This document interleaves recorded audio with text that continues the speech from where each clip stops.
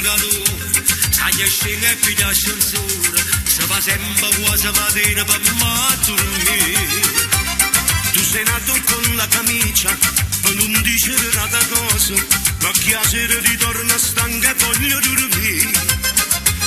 Piglia sempre tutte le settimane con banconotto, con una bolletta, ma che ci posso fare? Non va di che sono già 3 mesi, faccerebbe un po' parrebbe per campare. A chi non ha chi promette, perché a me non permette, storta drittamente, ma in un naggio non bene. Hanno passa e si guagliano, quando passa per guadagnare, se fa poco attorno a me. Io sono padre 4 figli, ma distrutto sta famiglia, cagna e scagna come voglio, ma nessuno mi ha voglia. A tu sta la tea benda, solamente per la notte, ci puoi stare ragionare. Ora chi sanno, ma non va a cacciarmi e scegli, e io sono sicuro che avremo faccio viaggi.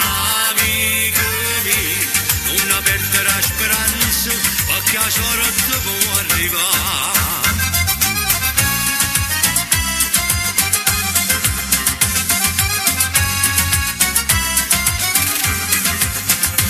La mattina piglio un giornale, la comparraffa colazione, ma mi faccio una camminata vicino mare.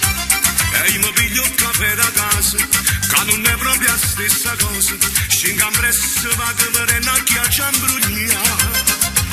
A Roma con il ristorante poco costato, ride distinto ma di telefonia. E a Roma che resta a casa, ma contente per io Napoli in TV. A chi non ha chi promette, perché a me non permette, storta drittamente, ma in un naggio non bene. Hanno passa e si guagliano, quando passa per guadagnare, se fa poco attorno a me.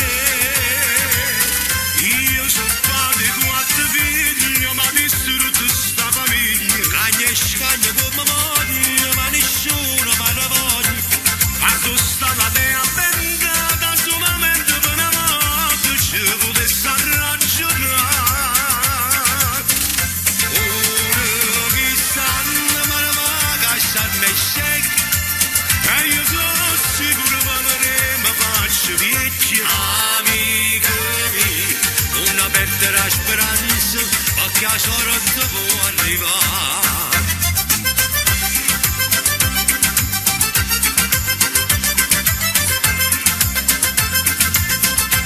Hanno passa e si guagliano, quando passa per guadagnare, se fa poco attorno a me.